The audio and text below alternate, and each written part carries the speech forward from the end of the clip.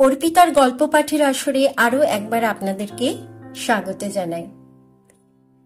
একটি কথা আমি এই মুহূর্তে ঘোষণা করতে চাই, সেটি হলো প্রতি শুক্রবার বিকেল 5টায় আমার এই চ্যানেলে একটি করে গল্প আমি পোস্ট করব।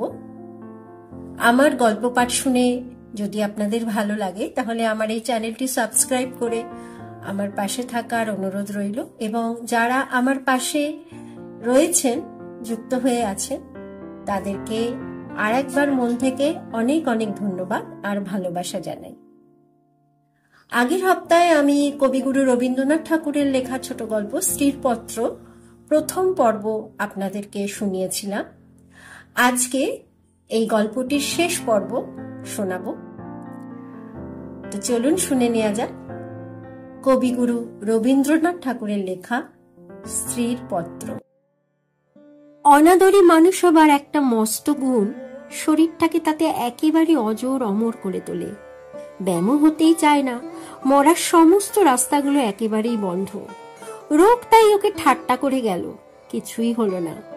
কিন্তু এটা বেশ বোঝা গেল, পৃথিবীর মধ্যে সবচেয়ে অকিঞ্চিতকর মানুষকে আশ্রয় দেওয়াই সবচেয়ে কঠিন।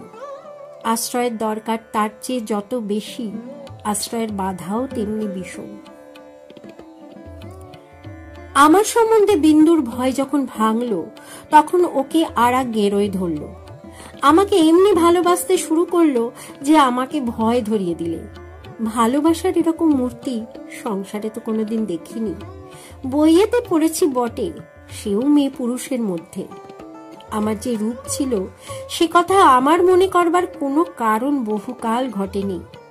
এতদিন পরে সেই রূপটা নিয়ে পড়ল এই কুশ্রী মেয়েটি। আমার মুখ দেখে তার চোখের আশা আর মিটত না। বলতো, দিদি, তোমার এই মুখখানি আমি ছাড়া আর কেউ দেখতে পাইনি। যেদিন আমি নিজের চুল নিজে বাঁধুম, সেদিন তার ভারী অভিমান। আমার চুলের বোঝা 2 হাত দিয়ে নাড়তে চাটতে তার ভারী ভালো লাগতো। কোথাও নিমন্ত্রণে যাওয়া ছাড়া আমার সাজগোজের তো দরকার ছিল না। কিন্তু বিন্দু আমাকে অস্থির করে রোজই কিছু না কিছু সাজ করাতো। মেয়েটা আমাকে নিয়ে একেবারে পাগল হয়ে উঠল। তোমাদের অন্দরমহলে কোথাও জমি 1 ছটাক নেই। উত্তর দিকের পাঁচিলের গায়ে নর্দমার ধারে কোনো গতিকে একটা গাব গাছ জন্মেছে। যেদিন দেখতুম সেই গাবের গাছের নতুন পাতাগুলি রাঙা টকটকে হয়ে উঠেছে, সেই দিন জানতুম ধরাতলে বসন্ত এসেছে বটে। আমার ঘরকন্যার মধ্যে ওই অনাদৃত মেয়েটার চিত্ত যেদিন আগাগোড়া এমন রঙিন হয়ে উঠল, সেদিন আমি বুঝলুম হৃদয়ের জগতেও একটা বসন্তের হাওয়া আছে। সে কোন স্বর্গ থেকে আসে, গলির মোড় থেকে আসে না। বিন্দুর ভালোবাসার দুঃসহ বেগে আমাকে অস্থির করে তুলেছিল। একবার তার উপর রাগ হতো, সে কথা স্বীকার করি। কিন্তু তার এই ভালোবাসার ভিতর দিয়ে আমি আপনার একটি স্বরূপ দেখলুম, যা আমি জীবনে আর কোনোদিন দেখিনি। সেই আমার মুক্ত স্বরূপ। এদিকে বিন্দুর মতো মেয়েকে আমি যে এতটা আদর যত্ন করছি, এই তোমাদের অত্যন্ত বাড়াবাড়ি বলে ঠেকল। এর জন্য খুঁত খিটখিটের অন্ত ছিল না। যেদিন আমার ঘর থেকে বাজুবন্ধ চুরি গেল, সেদিন সেই চুরিতে বিন্দুর যে কোনো রকমের হাত ছিল, এ কথার আভাস দিতে তোমাদের লজ্জা হলো না। যখন স্বদেশী হাঙ্গামায় লোকের বাড়ি তল্লাশি হতে লাগলো, তখন তোমরা অনায়াসেই সন্দেহ করে বসলে যে বিন্দু পুলিশের পোষা মেয়ে চর। তার আর কোনো প্রমাণ ছিল না, কেবল এই প্রমাণ যে ও বিন্দু। তোমাদের বাড়ির দাসীরা ওর কোন রকম কাজ করতে আপত্তি করত। তাদের কাউকে ওর কাজ করবার ফরমাস করলে ও মেয়েও একেবারে সংকোচে যেন আড়ষ্ট হয়ে উঠত। এই সকল কারণেই ওর জন্য আমার খরচ বেড়ে গেল। আমি বিশেষ করে একজন আলাদা দাসী রাখলুম। সেটা তোমাদের ভালো লাগেনি। বিন্দুকে আমি যে সব কাপড় পরতে দিতুম, তা দেখে তুমি এত রাগ করেছিলে যে আমার হাত খরচের টাকা বন্ধ করে দিলে। তার পরদিন থেকে আমি 5 শিখে দামের জোড়া মোটা কোড়া কলের ধুতি পরতে আরম্ভ করে দিল। আর মতির মা যখন আমার এঁটো ভাতের থালা নিয়ে যেতে এলো, তাকে বারণ করে দিল। আমি নিজের উঠোনের কলতলায় গিয়ে এঁটো ভাত বাছুরকে খাইয়ে বাসন মেজেছি। একদিন হঠাৎ সেই দৃশ্যটি দেখে তুমি খুব খুশি হওনি। আমাকে খুশি না করলেও চলে, আর তোমাদের খুশি না করলেই নয়, এই সুবুদ্ধিটা আজ পর্যন্ত আমার ঘটে এলো না। এদিকে তোমাদের রাগও যেমন বেড়ে উঠেছে, বিন্দুর বয়সও তেমনই বেড়ে চলেছে। সেই স্বাভাবিক ব্যাপারে তোমরা অস্বাভাবিক রকমের বিব্রত হয়ে উঠেছিলে। একটা কথা মনে করে আমি আশ্চর্য হই, তোমরা জোর করে কেন বিন্দুকে তোমাদের বাড়ি থেকে বিদায় করে দাওনি? আমি বেশ বুঝি তোমরা আমাকে মনে মনে ভয় করো। বিধাতা যে আমাকে বুদ্ধি দিয়েছিলেন ভিতরে ভিতরে, তার খাতির না করে তোমরা বাঁচো না। অবশেষে বিন্দুকে নিজের শক্তিতে বিদায় করতে না পেরে তোমরা প্রজাপতি দেবতার শরণাপন্ন হলে। বিন্দুর বর ঠিক হলো। বড়জা বললে, বাঁচলুম। মা কালী আমাদের বংশের মুখ রক্ষা করলেন। বর কেমন তা জানি নে, তোমাদের কাছে শুনলুম সকল বিষয়ই ভালো। বিন্দু আমার পা জড়িয়ে ধরে কাঁদতে লাগলো। বললে, দিদি, আমার আবার বিয়ে করা কেন? আমি তাকে অনেক বুঝিয়ে বললুম, বিন্দু, তুই ভয় করিস নি, শুনেছি তোর বর ভালো। বিন্দু বললে, বর যদি ভালো হয় আমার কি আছে যে আমাকে তার পছন্দ হবে? বরপক্ষেরা বিন্দুকে তো দেখতে আসবার নামও করলে না। বর দিতে তাতে বড় নিশ্চিত হলেন। কিন্তু দিনে রাত্রে বিন্দুর কান্না আর থামতে চায় না। সে তার কি কষ্ট সে আমি জানি। বিন্দুর জন্য আমি সংসারে অনেক লড়াই করেছি, কিন্তু ওর বিবাহ বন্ধ এ কথা বলবার সাহস আমার হলো না। কিসের জোরেই বা বলবো? আমি যদি মারা যাই তো ওর কি দশা হবে? একই তো মেয়ে, তাতে কালো মেয়ে কার ঘরে চললো, ওর কি দশা হবে সে কথা না ভাবাই ভালো। ভাবতে গেলে প্রাণ কেঁপে ওঠে। বিন্দু বললে, দিদি, বিয়ের আর 5 দিন আছে, এর মধ্যে আমার মরণ হবে নাকি? আমি তাকে খুব ধমকে দিলাম, কিন্তু অন্তর্যামী জানেন যদি কোনো সহজভাবে বিন্দুর মৃত্যু হতে পারত তাহলে আমি আরাম বোধ করতাম। বিবাহের আগের দিন বিন্দু তার দিদিকে গিয়ে বললে, দিদি, আমি তোমাদের গোয়াল ঘরে পড়ে থাকবো, আমাকে যা বলবে তাই করব, তোমার পায়ে পড়ি, আমাকে এমন করে ফেলে দিও না। কিছুকাল থেকে লুকিয়ে লুকিয়ে দিদির চোখ দিয়ে জল পড়ছিল, সেদিনও পড়ল। কিন্তু শুধু হৃদয় তো নয়, শাস্ত্রও আছে। তিনি বললেন, জানিস তো বিন্দি, পতি হচ্ছে স্ত্রীলোকের গতি মুক্তি সব। কপালে যদি দুঃখ থাকে তো কেউ খণ্ডাতে পারবে না।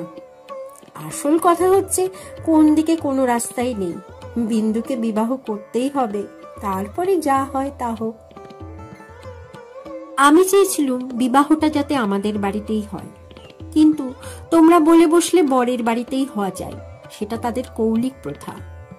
আমি বুঝলুম বিন্দুর বিবাহের জন্য যদি তোমাদের খরচ করতে হয় তবে সেটা তোমাদের গৃহদেবতার কিছুতেই সইবে না। কাজেই চুপ করে যেতে হলো। কিন্তু একটি কথা তোমরা কেউ জানো না, দিদিকে জানবার ইচ্ছে ছিল কিন্তু জানাইনি, কেননা তাহলে তিনি ভয়েই মরে যেতেন। আমার কিছু কিছু গয়না দিয়ে আমি লুকিয়ে বিন্দুকে সাজিয়ে দিয়েছিলাম, বোধ করি দিদির চোখে সেটা পড়ে থাকবে, কিন্তু সেটা তিনি দেখেও দেখেননি। দোহাই ধর্মের, সেজন্য তোমরা তাকে ক্ষমা করো। যাবার আগে বিন্দু আমাকে জড়িয়ে ধরে বললে, দিদি, আমাকে তোমরা তাহলে নিতান্তই ত্যাগ করলে? আমি বললুম, না বিন্দি, তোর যেমন দশাই হোক না কেন আমি তোকে শেষ পর্যন্ত ত্যাগ করব না। 3 দিন গেল। তোমাদের তালুকের প্রজা খাবার জন্য তোমাকে যে ভেড়া দিয়েছিল তাকে তোমরা জঠরাগ্নি থেকে বাঁচিয়ে আমি আমাদের একতলায় কয়লা রাখবার ঘরের একপাশে বাস করতে দিয়েছিলাম। সকালে উঠেই আমি নিজে তাকে দানা খাইয়ে আসতাম। তোমার চাকরদের প্রতি 2-1 দিন নির্ভর করে দেখেছি, তাকে খাওয়ানোর চেয়ে তাকে খাওয়ার প্রতি তাদের বেশি ঝোঁক। সেদিন সকালে সেই ঘরে ঢুকে দেখি বিন্দু এক কোণে জড়সড় হয়ে বসে আছে। আমাকে দেখি আমার পা জড়িয়ে ধরে লুটিয়ে পড়ে নিঃশব্দে কাঁদতে লাগলো। বিন্দুর স্বামী পাগল। সত্যি বলছিস বিন্দি? এত বড় মিথ্যা কথা তোমার কাছে বলতে পারি দিদি? তিনি পাগল। শ্বশুরের এই বিবাহে মত ছিল না, কিন্তু তিনি আমার শাশুড়িকে জমের মতো ভয় করেন। তিনি বিবাহের পূর্বেই কাশি চলে গেছেন। শাশুড়ি জেদ করে তার ছেলের বিয়ে দিয়েছেন। আমি সেই রাশ করা কয়লার উপর বসে পড়লুম।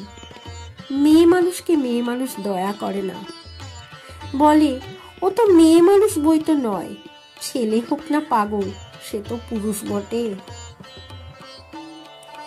বিন্দুর স্বামীকে হঠাৎ পাগল বলে বোঝা যায় না, কিন্তু এক দিন সে এমন উন্মাদ হয়ে ওঠে যে তাকে ঘরে তালা বন্ধ করে রাখতে হয়।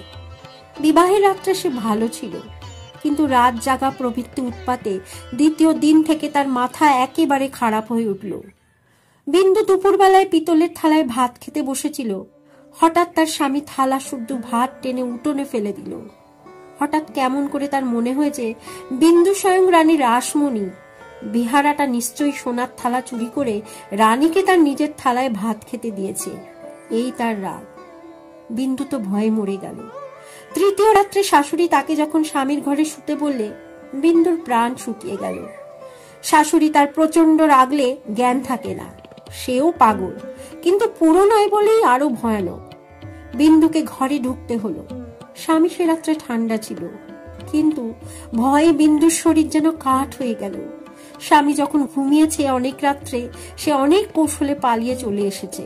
তার বিস্তারিত বিবরণ লিখবার দরকার নেই। ঘৃণায় রাগে আমার সকল শরীর জ্বলতে লাগলো।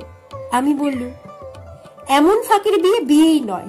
বিন্দু, তুই যেমন ছিলি তেমনি আমার কাছে থাক, দেখি তোকে কে নিয়ে যেতে পারে। তোমরা বললে বিন্দু মিথ্যা কথা বলছে। আমি বললুম, ও কখনো মিথ্যা বলেনি। তোমরা বললে, কেমন করে জানলে? আমি বললুম, আমি নিশ্চয়ই জানি। তোমরা ভয় দেখালে। বিন্দুর শ্বশুর বাড়ির লোকে পুলিশ কেস করলে মুশকিলে পড়তে হবে। আমি বললুম, ফাঁকি দিয়ে পাগল বরের সঙ্গে ওর বিয়ে দিয়েছো, এ কথা কি আদালত শুনবে না? তোমরা বললে, তবে কি এই নিয়ে আদালত করতে হবে নাকি? কেন, আমাদের দায় কিসের? আমি বললুম, আমি নিজের গয়না বেচে যা করতে পারি করব। তোমরা বললে, উকিল বাড়ি ছুটবে নাকি? এ কথার জবাব নেই। কপালে করাঘাত করতে পারি, তার বেশি আর কি করব। ওদিকে বিন্দুর শ্বশুর বাড়ি থেকে ওর ভাসুর এসে বাইরে বিষম গোল বাঁধিয়েছে। সে বলছে সে থানায় খবর দেবে।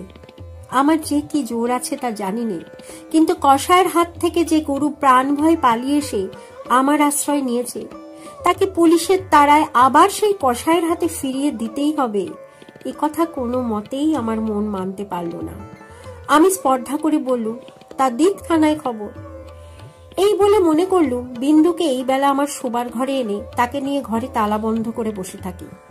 খোঁজ করে দেখি বিন্দু নেই। তোমাদের সঙ্গে আমার বাদ প্রতিবাদ যখন চলছিল, তখন বিন্দু আপনি বাইরে গিয়ে তার ভাসুরের কাছে ধরা দিয়েছে। বুঝেছে এই বাড়িতে যদি সে থাকে তবে আমাকে সে ভীষণ বিপদে ফেলবে।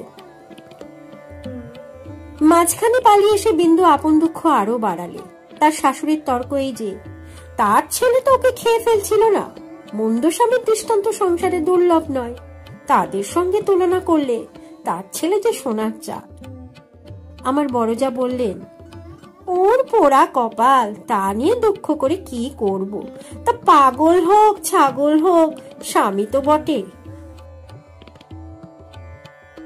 কুষ্ঠরোগীকে কোলে করে তার স্ত্রী বেশ্যার বাড়িতে নিজে পৌঁছে দিয়েছে। সতীসাধ্যের সেই দৃষ্টান্ত তোমাদের মনে যাচ্ছিল। জগতের মধ্যে অধমতম কাপুরুষতার এই গল্পটা প্রচার করে আসতে তোমাদের পুরুষের মনে আজ পর্যন্ত একটুও সংকোচ বোধ হয়নি।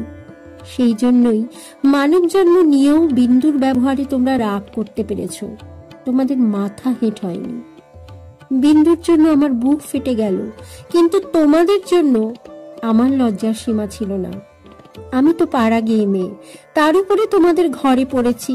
ভগবান কোন ফাঁক দিয়ে আমার মধ্যে এমন বুদ্ধি দিলেন, তোমাদের এইসব ধর্মের কথা আমি যে কিছুতেই সইতে পারলুম না।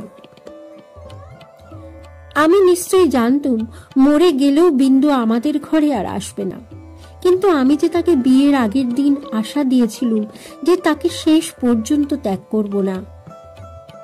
আমার ছোট ভাই শরৎ কলকাতায় কলেজে পড়ছিল।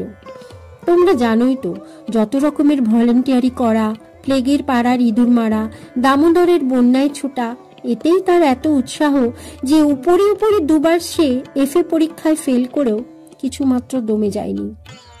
তাকে আমি ডেকে বললুম, বিন্দুর খবর যাতে আমি পাই, তোকে সেই বন্দোবস্ত করে দিতে হবে শরৎ। বিন্দু আমাকে চিঠি লিখতে সাহস করবে না, লিখলেও আমি পাবো না।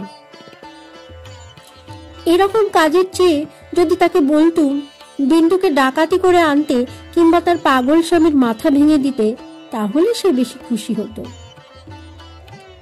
শরতের সঙ্গে আলোচনা করছি, এমন সময় তুমি ঘরে এসে বললে, আবার কি হাঙ্গামা বাঁধিয়েছ? আমি বললুম, সেই যা সব গোড়ায় বাঁধিয়েছিল, তোমাদের ঘরে এসেছিল, কিন্তু সে তো তোমাদেরই কীর্তি। তুমি জিজ্ঞাসা করলে, বিন্দুকে আবার এনে কোথায় লুকিয়ে রেখেছ? আমি বললুম, বিন্দু যদি আসতো তাহলে নিশ্চয়ই এনে লুকিয়ে রাখত, কিন্তু সে আসবে না, তোমাদের ভয় নেই। শরৎকে আমার কাছে দেখে তোমার সন্দেহ আরো বেড়ে গেল। আমি জানতুম শরৎ আমাদের বাড়ি যাতায়াত করে, এ তোমরা কিছুতেই পছন্দ করতে না। তোমাদের ভয় ছিল ওর পরে পুলিশের দৃষ্টি আছে, কোন দিন ও কোন রাজনৈতিক মামলায় পড়বে, তখন তোমাদের শুদ্ধ জড়িয়ে ফেলবে। সেই জন্য আমি ওকে ভাইফোঁটা পর্যন্ত লোক দিয়ে পাঠিয়ে দিতুম, ঘরে ডাকতুম না। তোমার কাছে শুনলুম বিন্দু আবার পালিয়েছে, তাই তোমাদের বাড়িতে তার ভাসুর খোঁজ করতে এসেছে। শুনে আমার বুকের মধ্যে শেল বিঁধল। হতভাগিনীর যে কি অসহ্য কষ্ট তা বুঝলুম, অথচ কিছুই করবার রাস্তা নেই। শরৎ খবর নিতে ছুটল। সন্ধ্যার সময় ফিরে এসে আমাকে বললে, বিন্দু তার খুড়তুতো ভাইদের বাড়ি গিয়েছিল, কিন্তু তারা তুমুল রাগ করে তখনই আবার তাকে শ্বশুর বাড়ি পৌঁছে দিয়ে গেছে। এর জন্য তাদের খেসারত এবং গাড়ি ভাড়া দ্বন্দ্ব যা ঘটেছে, তার ঝাঁঝ এখনো তাদের মন থেকে মরেনি। তোমাদের খুড়িমা শ্রীক্ষেত্রে তীর্থ করতে যাবেন বলে তোমাদের বাড়ি এসে উঠেছেন। আমি তোমাদের বললুম, আমিও যাব। আমার হঠাৎ এমন ধর্মে মন হয়েছে দেখে তোমরা এত খুশি হয়ে উঠলে যে কিছু মাত্র আপত্তি করলে না। এ কথাও মনে ছিল যে এখন যদি কলকাতায় থাকি, তবে আবার কোন দিন বিন্দুকে নিয়ে ফ্যাসাদ বাঁধিয়ে বসবো, আমাকে নিয়ে বিষম লেঠা। বুধবারে আমার যাবার দিন, রবিবারে সমস্ত ঠিক হলো। আমি শরৎকে ডেকে বললুম, যেমন করে হোক বিন্দুকে বুধবারে পুরী যাবার গাড়িতে তোকে তুলে দিতে হবে। শরতের মুখ প্রফুল্ল হয়ে উঠল। সে বললে, ভয় নেই দিদি, আমি তাকে গাড়িতে তুলে দিয়ে পুরী পর্যন্ত চলে যাব, ফাঁকি দিয়ে জগন্নাথ দেখাও হয়ে যাবে। সেই দিন সন্ধ্যার সময় শরৎ আবার এলো। তার মুখ দেখেই আমার বুক দমে গেল। আমি বললুম, কি শরৎ, সুবিধা হলো না বুঝি? সে বললে, না। আমি বললুম, রাজি করাতে পারলি নে? সে বললে, আর দরকার নেই। কাল রাত্রিরে সে কাপড়ে আগুন ধরিয়ে আত্মহত্যা করে মরেছে। বাড়ির যে ভাইফোঁটার সঙ্গে ভাব করে নিয়েছিল, তার কাছে খবর পেলুম তোমার নামে সে একটা চিঠি রেখে গিয়েছিল, কিন্তু সে চিঠি ওরা নষ্ট করেছে। যাক, শান্তি হলো। দেশ শুদ্ধ লোক চটে উঠল, বলতে লাগলো, মেয়েদের কাপড়ে আগুন লাগিয়ে মরা একটা ফ্যাশন হয়েছে। তোমরা বললে, এই সমস্ত নাটক করা। তা হবে, কিন্তু নাটকের তামাশাটা কেবল বাঙালি মেয়েদের শাড়ির ওপর দিতেই হয় কেন, আর বাঙালি বীর পুরুষদের কোঁচার ওপর দিতে হয় না কেন? সেটাও তো ভেবে দেখা উচিত। বিন্দিটার এমনি পোড়া কপাল বটে, যতদিন বেঁচে ছিল রূপে গুণে কোনো যশ পায়নি। মরবার বেলাও যে একটু ভেবে চিনতে এমন একটা নতুন ধরনের মরবে যাতে দেশের পুরুষরা খুশি হয়ে হাততালি দেবে, তাও তার ঘটে এলো না। মরেও লোকদের চটিয়ে দিল। দিদি ঘরের মধ্যে লুকিয়ে কাঁদলেন, কিন্তু সে কান্নার মধ্যে একটা সান্ত্বনা ছিল। যাই হোক না কেন, তবু রক্ষা হয়েছে। মরেছে বই তো না, বেঁচে থাকলে কি না হতে পারত। আমি তীর্থে এসেছি, বিন্দুর আর আসবার দরকার হলো না, কিন্তু আমার দরকার ছিল। দুঃখ বলতে লোকে যা বোঝে তোমাদের সংসারে তা আমার ছিল না। তোমাদের ঘরে খাওয়া পড়া অসচ্ছল নয়। তোমার দাদার চরিত্র যেমন হোক, তোমার চরিত্রে এমন কোনো দোষ নেই যাতে বিধাতাকে মন্দ বলতে পারি। যদি বা তোমার স্বভাব তোমার দাদার মতোই হতো, তাহলেও হয়তো মোটের উপর আমার এমনিভাবেই দিন চলে যেত, এবং আমার সতী সাধ্যী বড় জায়ের মতো পতিদেব তাকে দোষ না দিয়ে বিশ্বদেবতাকেই আমি দোষ দেবার চেষ্টা করতুম। অতএব তোমাদের নামে আমি কোনো নালিশ উত্থাপন করতে চাইনি। আমারই চিঠি সেজন্যে নয়। কিন্তু আমি আর তোমাদের সেই ২৭ নম্বর মাখন বড়ালের গলিতে ফিরব না। আমি বিন্দুকে দেখেছি। সংসারের মাঝখানে মেয়ে মানুষের পরিচয়টা যে কি তা আমি পেয়েছি, আর আমার দরকার নেই। তারপরে এও দেখেছি ও মেয়ে বটে, তবু ভগবান ওকে ত্যাগ করেননি। ওর উপরে তোমাদের যত জোরই থাক না কেন, সে জোরের অন্ত আছে। ও আপনার হতভাগ্য মানব জন্মের চেয়ে বড়। তোমরাই যে আপন ইচ্ছা মতো আপন দস্তুর দিয়ে ওর জীবনটাকে চিরকাল পায়ের তলায় চেপে রেখে দেবে, তোমাদের পা এত লম্বা নয়। মৃত্যু তোমাদের চেয়ে বড়। সেই মৃত্যুর মধ্যে সে মহান। সেখানে বিন্দু কেবল বাঙালি ঘরের মেয়ে নয়, কেবল খুড়তুতো ভাইয়ের বোন নয়, কেবল অপরিচিত পাগল স্বামীর প্রবঞ্চিত স্ত্রী নয়, সেখানে সে অনন্ত। সেই মৃত্যুর বাঁশি এই বালিকার ভাঙা হৃদয়ের ভিতর দিয়ে আমার জীবনের যমুনা পারে যেদিন বাজল, সেদিন প্রথমটা আমার বুকের মধ্যে যেন বান বিঁধল। বিধাতাকে জিজ্ঞাসা করল, জগতের মধ্যে যা কিছু সবচেয়ে তুচ্ছ, তাই সবচেয়ে কঠিন কেন? এই গলির মধ্যকার চারিদিকে প্রাচীর তোলা নিরানন্দের অতি সামান্য বুদবুদটা এমন ভয়ঙ্কর বাধা কেন? তোমার বিশ্ব জগৎ তার ৬ ঋতুর সুধাপাত্র হাতে করে যেমন করেই ডাক দিক না, এক মুহূর্তের জন্য কেন আমি এই অন্দর মহলটার এইটুকুনি মাত্র চৌকাঠ পেরোতে পারিনি? তোমার এমন ভুবনে আমার এমন জীবন নিয়ে কেন ওই অতি তুচ্ছ ইটকাটের আড়ালটার মধ্যেই আমাকে তিলে তিলে মরতেই হবে? কত তুচ্ছ আমার এই প্রতিদিনের জীবনযাত্রা, কত তুচ্ছ এর সমস্ত বাধা নিয়ম, বাধা অভ্যাস, বাধা বুলি, এই সমস্ত বাধা মার। কিন্তু শেষ পর্যন্ত সেই দীনতার নাগপাশ বন্ধনেরই হবে জিত, আর হার হলো তোমার নিজের সৃষ্টি ওই আনন্দ লোকের। কিন্তু মৃত্যুর বাঁশি বাজতে লাগলো। কোথায় রে রাজমিস্ত্রির গড়া দেয়াল? কোথায় রে তোমাদের ঘোড়ো আইন দিয়ে গড়া কাঁটার বেড়া? কোন দুঃখে কোন অপমানে মানুষকে বন্দি করে রেখে দিতে পারে? ওই তো মৃত্যুর হাতে জীবনের জয় পতাকা উঠছে। ওরে মেজ বউ, ভয় নেই তোর। তোর মেজ বউয়ের খোলস ছিন্ন হতে এক নিমেষও লাগে না। তোমাদের গলিকে আর আমি ভয় করি নে। আমার সম্মুখে আজ নীল সমুদ্র, আমার মাথার উপরে আষাঢ়ের মেঘপুঞ্জ। তোমাদের অভ্যাসের অন্ধকারে আমাকে ঢেকে রেখে দিয়েছিলে। ক্ষণকালের জন্য বিন্দু এসে সেই আবরণের ছিদ্র দিয়ে আমাকে দেখে নিয়েছিল। সেই মেয়েটাই তার আপনার মৃত্যু দিয়ে আমার আবরণখানা আগা গোড়া ছিন্ন করে দিয়ে গেল। আজ বাইরে এসে দেখি আমার গৌরব রাখবার আর জায়গা নেই। আমার এই অনাদৃত রূপ যার চোখে ভালো লেগেছে, সেই সুন্দর সমস্ত আকাশ দিয়ে আমাকে চেয়ে দেখছেন। এইবারে মরেছে মেজ বউ। তুমি ভাবছো আমি মরতে যাচ্ছি? ভয় নেই, অমন পুরনো ঠাট্টা তোমাদের সঙ্গে আমি করব না।